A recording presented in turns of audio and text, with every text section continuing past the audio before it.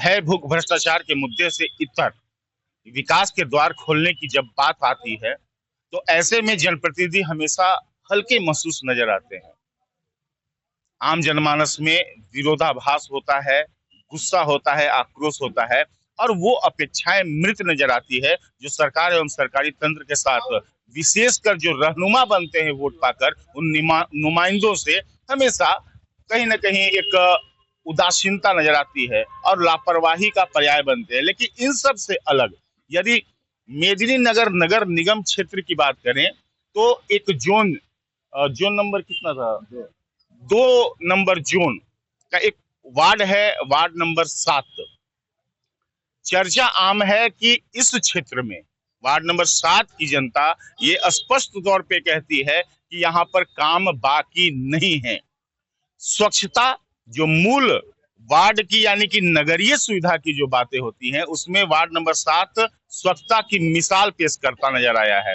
दूसरी खास बात कि वार्ड के जो पार्षद रहे हैं यानी कि नाम है राजीव कुमार उर्फ गोल्डी शुक्ला, वो हर एक जनमानस के भावनाओं का ख्याल रखते हुए मान सम्मान में कोई कमी नहीं की है, यानी कि जब भी कोई आया है तो सहजता पूर्वक सरल भाव से वो मिलते नजर आए हैं।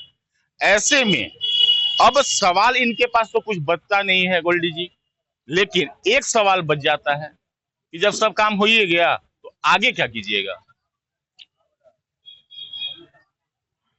हर दिन चीजें बेहतर करने की आवश्यकता होती है।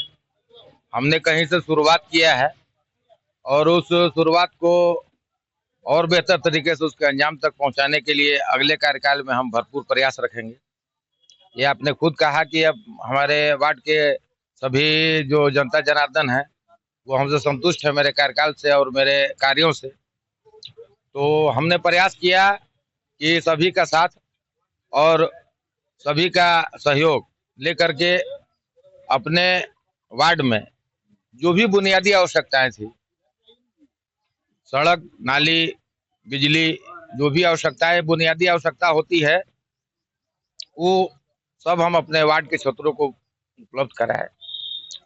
रहा सवाल अगले क्षेत्र में हम क्या काम करेंगे, तो सुंदरीकरण पर मुझे जोर देने की जरूरत है। आने वाले कार्यकाल में सड़कों का चौड़ीकरण मुझे कराना है, मुख्य सड़क पर ड्रेनेज सिस्टम की व्यवस्था सुधारनी है, जो आने वाले कार्यकाल में मेरा मुख्य मुद्दा है। और तीसरी बात है कि अपने वार्ड क्षेत्र में कुछ कुछ जगहों पर मुझे ऐसी जानकारी मिली है कि सप्लाई का पानी है तो गंदा पानी आ रहा है, तो हर घर शुद्ध जल देना मेरे कार्य में शामिल होगा। अच्छा, आप शुद्ध जल की बात की है, ये समूचे नगर निगम क्षेत्र का हालात है, कितना मुश्किल होता है या आप लोगों के लिए आसान है जो ऊपर के पदधारी होते हैं, चाहे वो मेयर हो, डिप्टी मेयर हो या अन्य, सबका एक तालमेल बैठा करके काम करना कितना आसान होता है या कितना मुश्किल होता है? क्योंकि कहीं ना कहीं इस जंग से जरूर आप लड़े होंगे कि हाँ मुझे अपने वार्ड की जनता के लिए स्पेशल करना है, क्योंकि ये पानी की जो समस्या है ना ये बहुत बड़ी समस्या है। आपका कहना सच है। वैसे तालमेल बैठा के काम करने में ज्यादा आनंद आता है क्योंकि उसमें सभी का साथ सहयोग मिलता है। और कहावत कही जाती है कि अकेला चना भाड़ा नहीं फोड़ सकता है, तो उसमें साथ सहयोग सबकी आवश्यक है।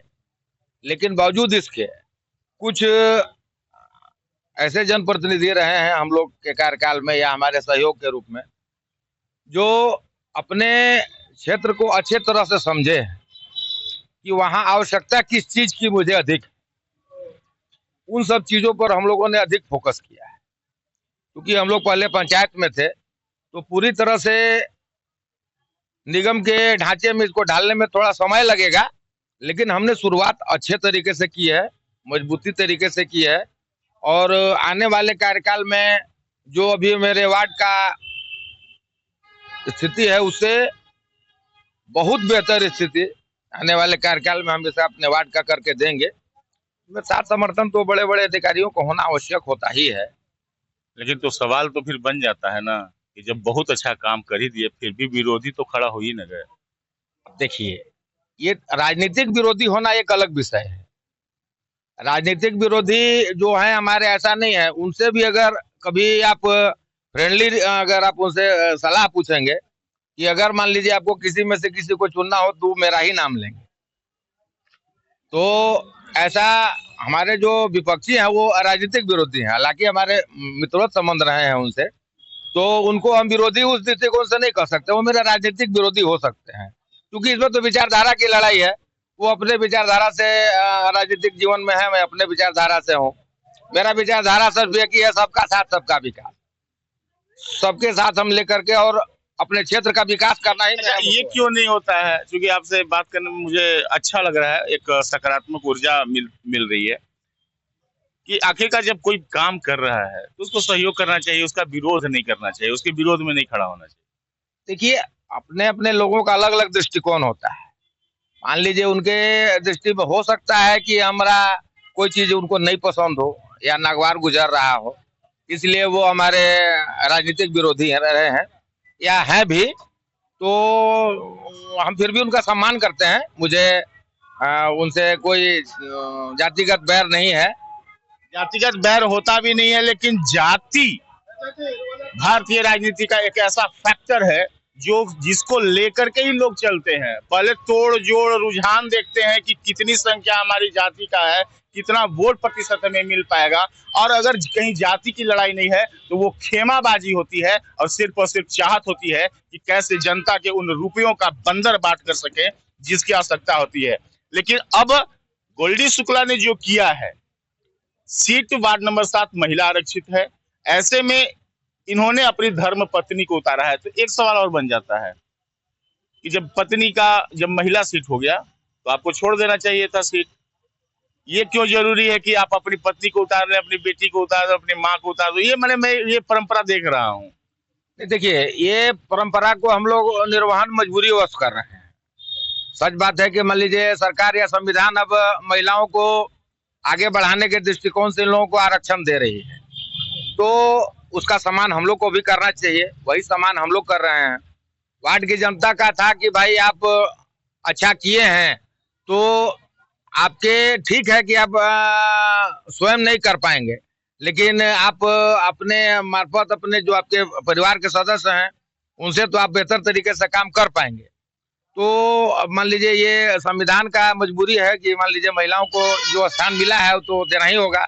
तो एक सवाल और मन में आ गया, क्योंकि मैंने बहुत करीब से देखा है, आपने भी देखा होगा कि बोर्ड की बैठक में महिलाएं एक तरफ शांति से बैठी रहती हैं। बस उनका वो दिन रहता है कि उस दिन नए नए साड़ी पहन करके और चुपचाप आती हैं और उसके बाद आमतौर पे दिखती नहीं है। तो ये आपको उम्मीद है, भरोसा है कि ये बोर्ड में वो काम करेंगी जिस काम को आप जिस तरीके से करते थे? देखिए, सबसे बड़ी बात है कि ये चीजों को समझती हैं। सबसे बड़ी बात है, मेरा कार्यकाल समाप्त हुए 3 वर्ष हो गए, तो मेरा कार्यकाल करीब करीब 8 साल का हो गया। तो 8 साल में अब बहुत सारी बातें ऐसी होती है जो आदमी अब शेयर करता है, चाहे वो क्षेत्र की बात हो या निगम की बात हो। तो बहुत सारी चीजें ऐसी हैं जो ये चीजों को समझती हैं। हाँ, ये बात सही है कि अब जिस अंदाज में बातों को हम रख पाते हैं, सब लोगों का अपना अपना अंदाज होता है। हम लोग मान लीजिए बोर्ड में 10 ही सदस्य थे जो पुरुष थे, लेकिन 10 में बोलने वाले हम लोग 3 ही 4 थे, बाकी तो वो लोग भी गौण ही थे। तो बोर्ड में सब लोग नहीं बोल पाते हैं, क्योंकि बातों को रख पाना तर्कपूर्ण तरीके से भी एक बहुत बड़ी कला है जो सबको नहीं पता होती है। तो ये महिला है, ये आने वाले समय में मैं सबको विश्वास दिलाना चाहता हूँ कि ये भी आपकी सभी समस्याओं को, सभी बातों को मजबूती से बोर्ड के माध्यम से रखेंगी और उसको दूर करेंगी।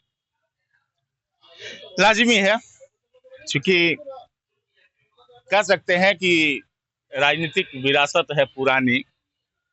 प्रमुख रहे 35 साल संतन शुक्ला, नाम बड़ा सदर का, और उसकी वधु पुत्रवधु है, तो लाजिमी है कि जिम्मेवारियां बड़ी होंगी। संतन शुक्ला जी का सम्मान और उसके बाद राजीव कुमार गोल्डी शुक्ला का कमाया हुआ मान इस वार्ड में, जहां आपके पीछे जनमानस है, ये आसानी से विरासत तो मिल जाती है, लेकिन निभाना बहुत मुश्किल होता है। निभा पाएंगी?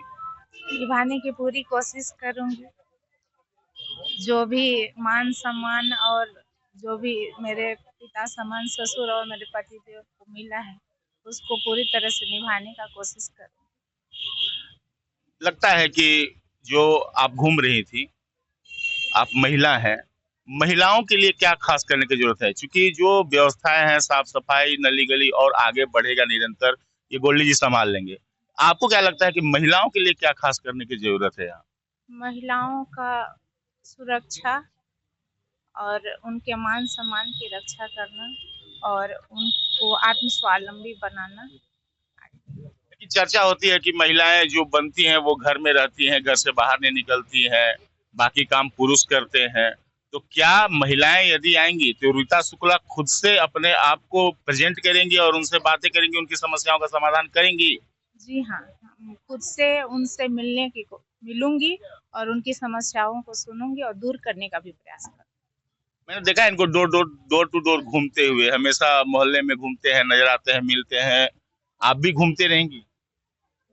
घूमना तो पड़ेगा ही और घूमूंगी भी, क्योंकि जो पहले तो मैं घर से बाहर कभी निकली नहीं, क्योंकि मेरे घर की जिम्मेवारियां थी, लेकिन अब तो कुछ हद तक जिम्मेवारियां घर की कम हो गई हैं, इसलिए अब मैं समाज सेवा या वार्ड की जनता की सेवा करना चाहूंगी और सबसे मिलना चाहूंगी।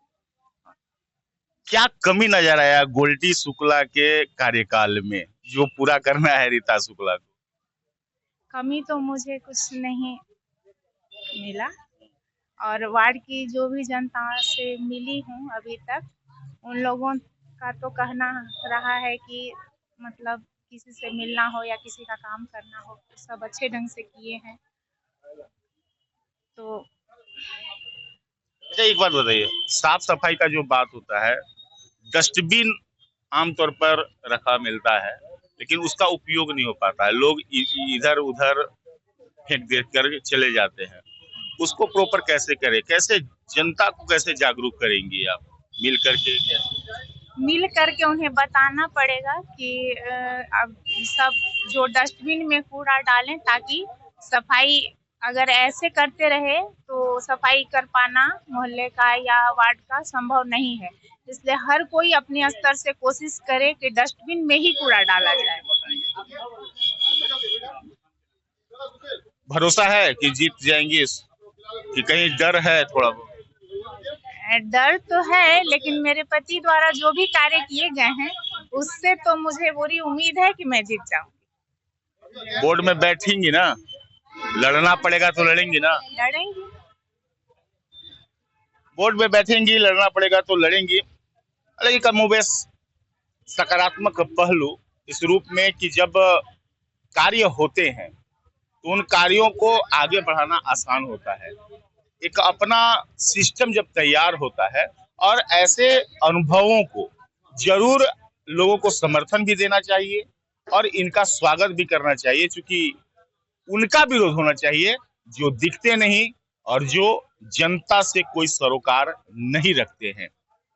ऐसे प्रत्याशियों से हम मुलाकात खास प्रत्याशियों से पलामू पोस्ट पर आपको मुलाकात कराएंगे, जिनको सुनना जरूरी है। नवीन प्रसाद को सुना आपने, क्योंकि उन्हें गोली लगी थी, उनका कहना था कि गरीबों को गोली लगी। वार्ड पार्षद सहजोन अध्यक्ष गोल्डी शुक्ला को सुना आपने, जो निर्विवादित और जनता के मानस पटल पर उन्होंने एक अलग छाप छोड़ी। अब हम चलेंगे यहाँ से एक लापता पार्षद का जो को किताब मिला है उनको ढूंढेंगे और उनसे भी बातें करेंगे। तो ऐसे ही पहलुओं को सुनने के लिए, जानने के लिए आप देखते रहिए पलामू पोस्ट, क्योंकि जानेंगे नहीं तो जागेंगे कैसे। सहयोगी विकास ऋषि के साथ एपी लकी का नमस्कार।